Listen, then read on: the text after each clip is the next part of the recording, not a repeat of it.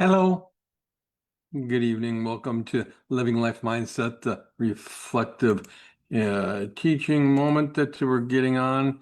Did not really prep a whole lot of experimentation to put up how to enter, how to leave, even what to insert. And we'll try some of those at some point here, but you really want to just hunker in and talk about what's on the mind and teach the roar and soar concepts as we go through here.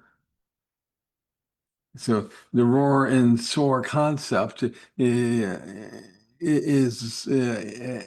important when it's about presence or purpose. But right now it's coming up because, we're in a time in a day where voices are getting silenced.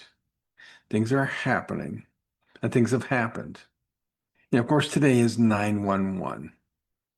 And many years ago, over 2 decades ago, we had this horrendous event of the Twin Towers collapsing and people dying and all sorts of horrendous that it just didn't sit well.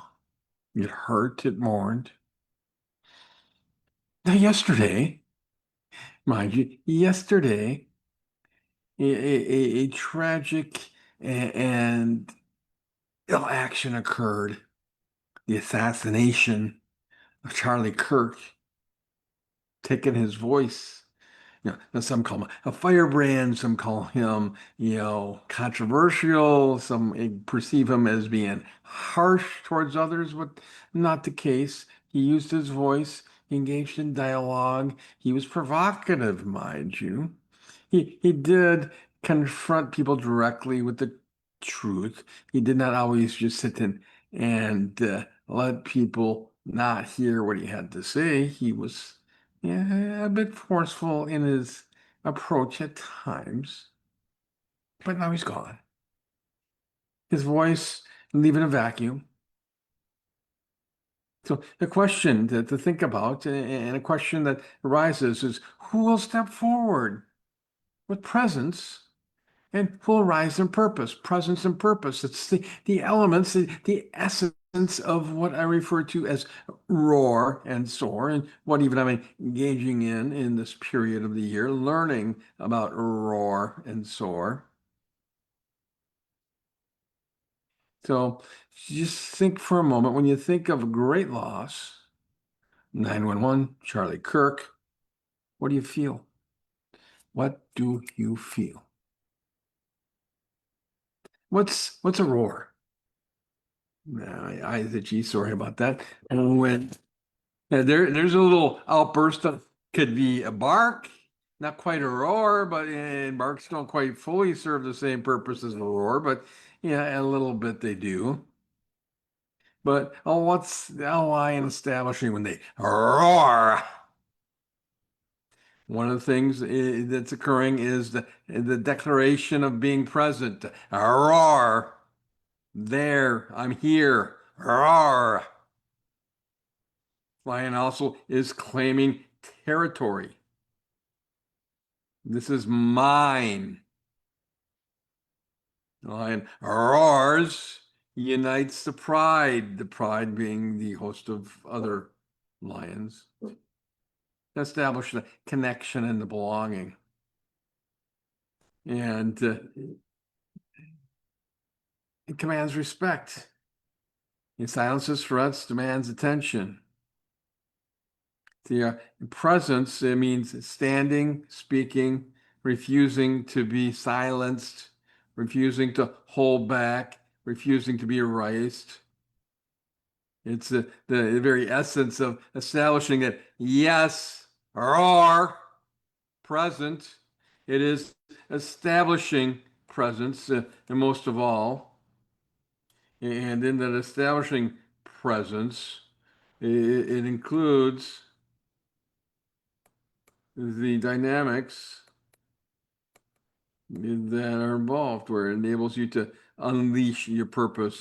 It gives you the prospect of walking through some things. See, the lion engages because that's what a lion does.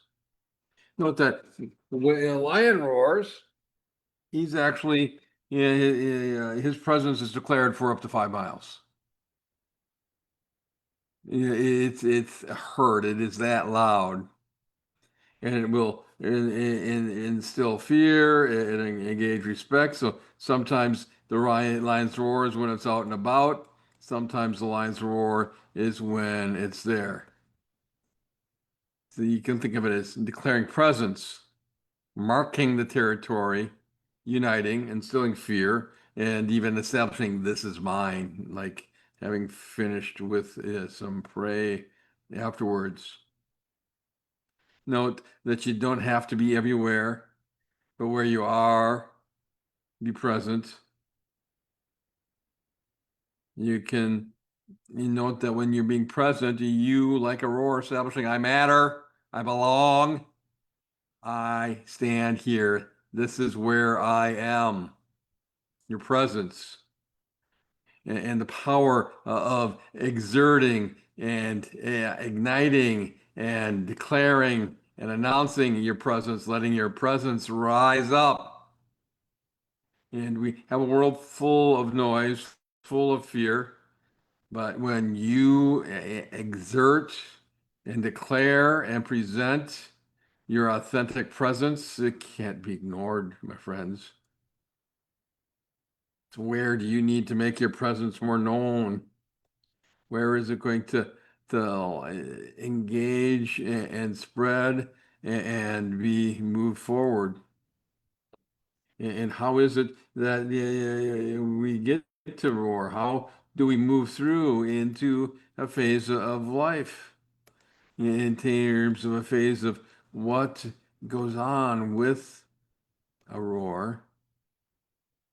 And then in turn, how do we rise with purpose? And that's the soaring point, rising and soaring. See, when you roar, you can break silence. You own your story. You settle into what it is that God has for you.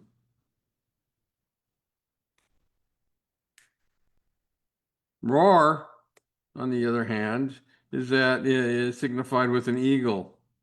And what does an eagle all about? An eagle rises above the storms. Eagles don't run away from storms. They don't flee. In fact, they use the wind currents to lift higher, soaring, while others are hiding. And when the eagle catches onto the currents and rises above with the vision and the lift, it will rise up and they are able even to conserve their strength. They're just resting on the lift provided by the wind. They're not having to work hard. An eagle will see with clarity. The eagles can see 2 to 3 miles ahead. Their perspective is higher, sharper, even unhindered. Eagle will nest up high and build up where few predators can reach. Their lives are elevated. So to soar is to live above fear, drawing strength from God's Spirit, like the eagle draws from the wind. And so to soar is to rise higher in vision, seeing beyond the immediate chaos or storm. To soar is to trust God to lift instead of exhausting ourselves in a constant struggle. To soar is to build life to higher places in faith, hope, purpose, where the enemy can't reach. These are elements of the eagle. And when they come together, the lion teaches us to declare, speak, stand, roar with courage. The eagle teaches us to live, rise, trust, soar with purpose. See, the lion is about our voice and our purpose and our authority. The eagle's about vision and perspective. And together they say, don't be silenced, don't be grounded, roar and soar. And so think on that for a moment. And so these are all lovely words, Tim. What's that got to do with anything? Okay, and clever little words, clever little this, and yeah, we got some dynamics that we can have related to what's gone on, the things that partake. So how do we move and expand from here? How do we actually live out the concept of roaring, of examining and putting out our voice of belonging, and how do we go otherwise?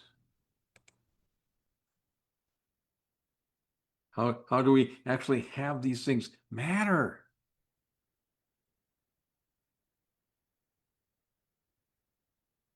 See, we live in a place and we got wounds, we got things that hurt, we got difficulties, we got things that hold us back.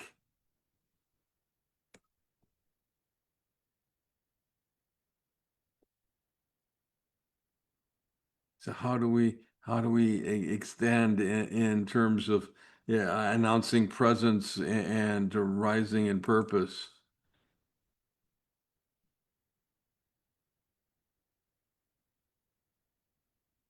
How do we live fully? See, roar when you're unleashing your presence.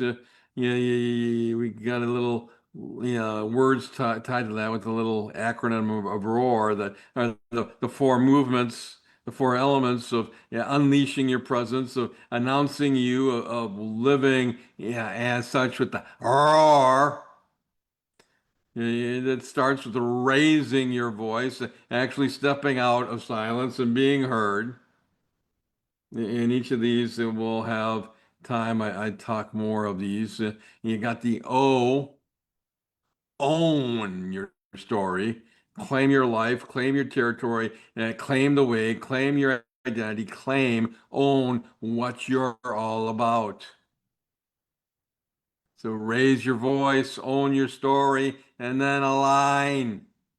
Align with truth. Stand for what's real, gain strength. And then release what doesn't fit. Let go of lies, shame, fear, kind of be. Here's the thing, Charlie Kirk roared. He was a roar. He raised his voice. He didn't shrink back. He didn't hold back. He expressed. Yeah, he had his own story, and his own story ended with the tragic death that we lost him, but he's now with the Father in heaven. He aligned with truth. He spoke truth, number one. Wherever he was, Charlie Kirk was all about the truth. And he couldn't stand for what got in the way. I say, oh yeah, but he got too much into politics. He really wasn't all that about politics. Now he had friends. He ran conservative. Okay. But he roared. Oh, did he roar? And then as he roared, we can see the movement in Charlie Kirk's life that he developed. He roared. He rose in his purpose. He became known. He multiplied. He was fruitful. And it remains to be seen how, what seeds take root after his death here. But he rose in purpose, and the soar attends to 4 points. There for movement, stepping into authority, walking confidently in the identity and who he is, using his skills. He was a master at engaging. I don't know that we'll see somebody quite like Mr. Kirk again. Be different. You can't have the same. Much like replacing a dear loved animal. It'll be different, not the same. There'll be nobody that can do things the way Charlie did. But his mission's over. His soaring has now soaring way beyond in the heaven above. But step into authority, yes. Step into authority. Oh, overcome the barriers. We face resistance, we face ordeals. No, certainly some, of what we face ends up with the apparent defeat, such as the death. But we utilize resistance, like the eagles, to get lifted, to be able to allow it to help us engage the current, to be able to go within the purpose and to get to where we're going to get to and do what we're going to do and grow and mature and learn how to do things better. Step into your authority, overcome barriers. Activate your gifts, use the design God gave you, and activate, implement, do. And then rise in purpose, rise up, live free. Yeah, if you're free, you're free indeed. If Christ has set you free, but rise, engage. Even think of Charlie Kirk's story that you're just a young man looking to get into things and wanting to make his mark. Began his dialogues. He began to develop and formulate what became Turning Point USA. He also had the story with his wife and his kids and the like. It really is the deal.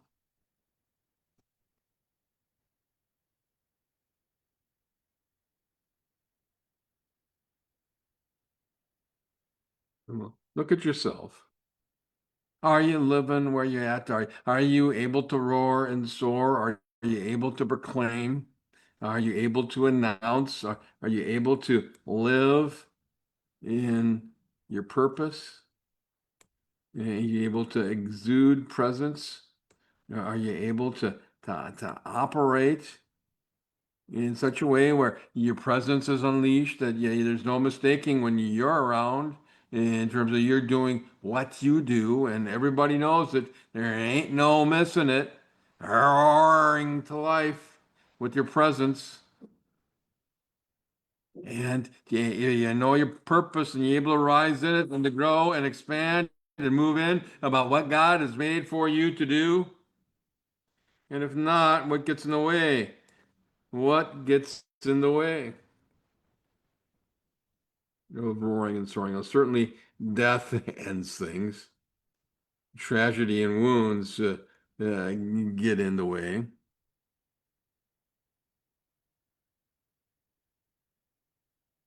Some of what holds us back from our presence can be simple things and not so simple things, but they're common things that are come out of the way that they're wounded by the ordeals of faith and the things that have happened to us along the way where we're at.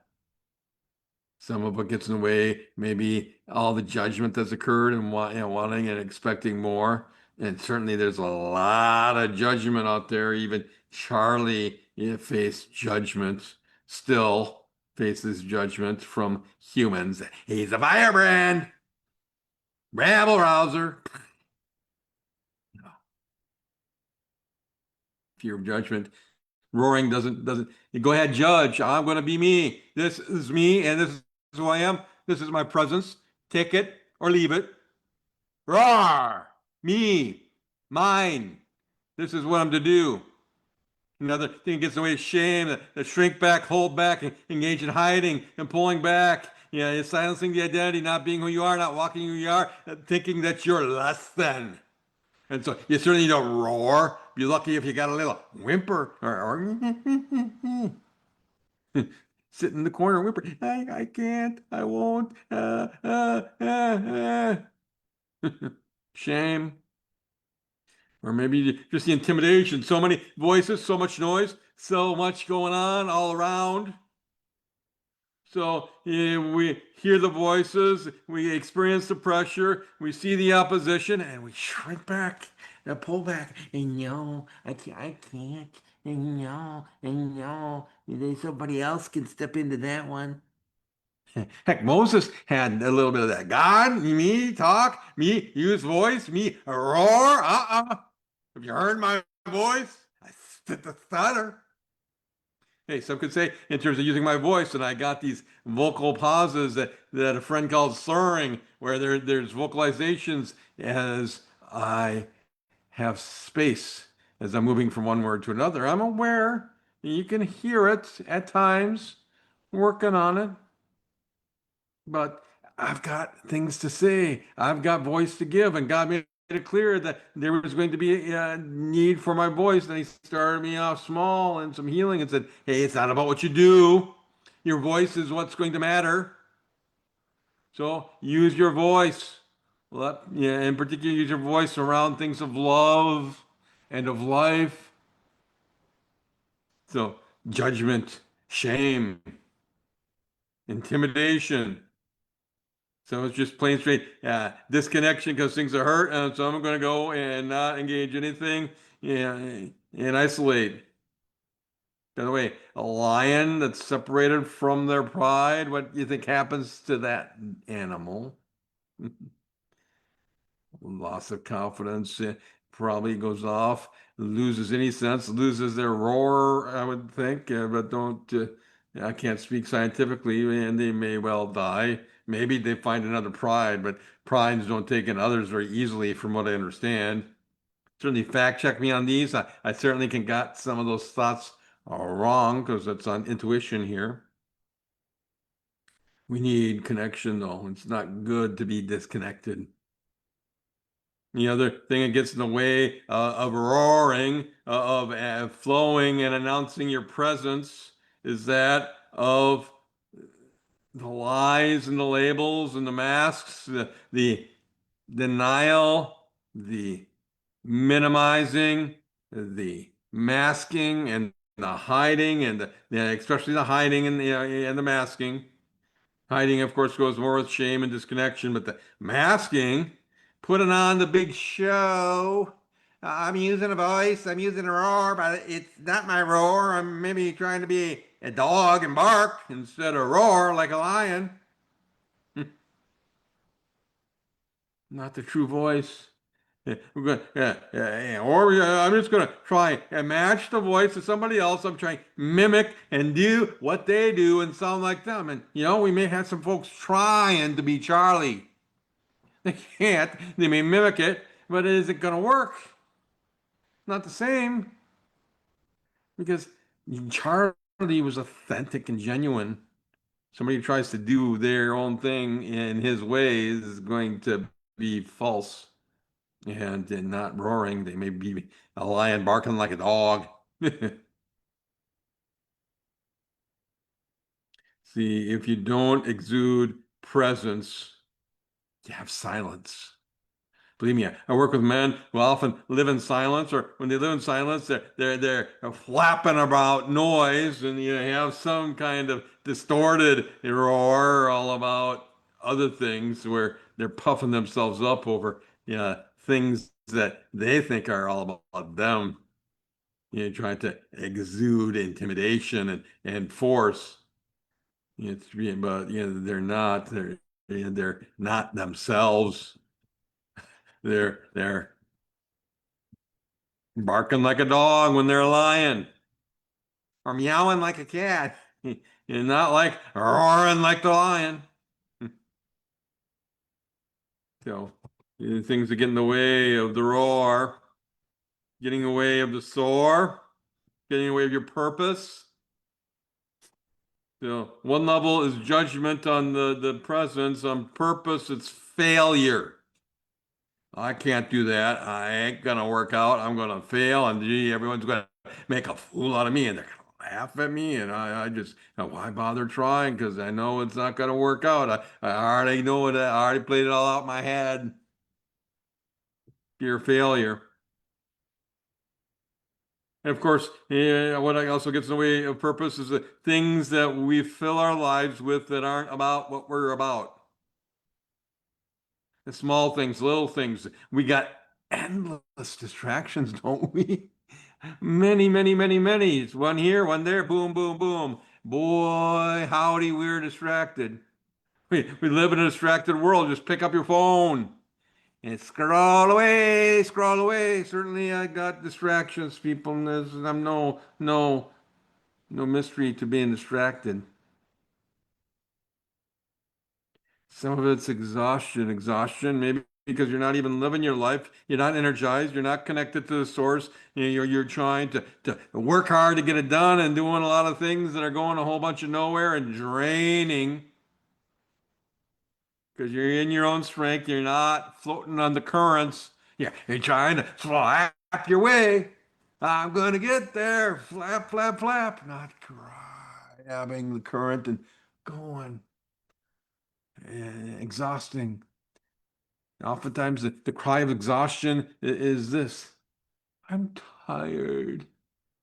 Or it may look like that of Eeyore. It doesn't matter what the words say, Eeyore. I can't think of a phrase to put in that, but the Eeyore effect, depression, exhaustion. Some of it is you can't see, haven't gone up high enough to get the full vision to see what's possible, or haven't asked God what's possible, and so shrunk back, pulled back. I only see a little bit. I can only see the what's in front of my nose. Maybe if I see that. No, not seeing the horizon, not seeing the big view as eagles see all, but they see all and they can point in. They can see from all above their prey from miles and miles, thousands and tens of thousands of miles, and whoop, there it is. And swoop down and get their food. We're short-sighted. And sometimes we just misunderstood the ordeal and the resistance and say the storm's too much. We can't let it move us to where we're at. That we'll let it ground us instead of flying and soaring and rising up. We settle down and we don't even take off. See, catching the right wind enables to rise. Think about what it takes to engage a kite. I remember, learning to fly a kite as a kid, and more than often than not, we couldn't catch the current, we couldn't catch the wind, and the kites went nowhere. But those moments where, oh boy, yeah, did we catch the wind and it caught, and the kite went higher and higher and higher and higher and higher, and you're letting out the string and looking at the kite way up in the sky. Much more enjoyable and making the effort and it not take it off. They had both. Up and soar. See, in this, as God sets us, He puts us a presence, and you can't talk about this without talking about what sets it going. What ignites to the point where you've got the ability to roar and soar. What sets things going? Set things going should be the love of Christ and the understanding of who you are before Him and what you're about, and knowing your presence, which connects to your identity, and knowing the purpose so that you can walk in the ways. And we got a lot of things that can distort us understanding our ways, but we live, we walk, we engage or not. See, if you don't roar, maybe you got to whimper. You don't soar, you're trying real hard to flap your way there. What is going on for you, my friend? Where in your life do you have voice? You have presence, you have purpose. One of the things you can hook me up and check me out with Life Mindset Life and uh, drop me a line, even drop me a line on here, Facebook, and say, hey, I want to learn more about that because I haven't got all the funnels up yet. I still got some dynamics to engage and some things I've got to move through to roar and take the small steps to take the small steps to be able to connect. But there's a special thing I can do to help you sort through, move through, understand what it is to live your life, to know your identity, to understand your presence, to understand your purpose, so that you know your way. We call that the wake quest mode over at Living Life Mindsets, to be able to help you just within 30 days get an understanding of you so that you can actually have an idea of who you are, so you can engage your presence, announce your presence, live in your presence, and in turn move to rise in your purpose. Be who you are and do what you're about. Presence and purpose. So come check me out at lifemindset.life. You can also listen to other teaching at the radio show, which is found at wfpr.online /links or /, which looks like backslash. It looks like it's tilting that way. That's the wrong direction on the camera. So the opposite way of where it's going. So tilting like that, not like that. And Wednesdays, 1 Eastern, Thursdays, 1 Eastern, or Sundays, 9 Eastern. You can get to wfpr.online /links. And you can hear more of what I've got to share, what I've been going through. And we're going through a journey, and next week it's talking about being open to nourishment as we're rooting in on our journey of life. So tune in and hear with these videos, with what you experience, share it, pass it on. Find ways to practice, find ways to reflect on your presence and your purpose here. And let God move in. And above all, ask God to help me learn to use my voice, to exude my presence, and enable me to rise in with the wind and soar with purpose. Lord Heavenly Father, I lift up to you, the individuals that have had the opportunity to listen to this video and to watch this video, whatever time frame they come across it, be it the live today, be it the soon replay, be it sometime down the road, and however they run across this, Lord, that I pray that they get a sense of life, get a sense of their presence, get a sense of their purpose, that you help them to know what to say, how to say it, to be who they are in the moment, that to roar forth, what it is that they are to be engaging in their presence, and to make them sure of their purpose and the steps to take to fulfill what you've made them to do, and that they're able to walk in it and engage it, live it to the point where it produces.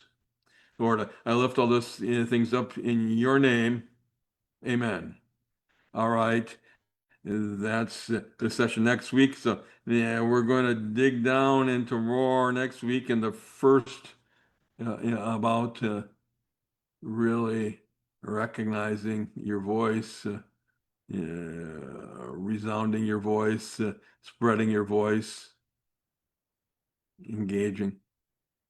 So until next week, be well, embrace life, embody life, and live life mindset, and it will go well. And in that, there's your presence and your purpose, and life will be connected to it, friend. Be blessed.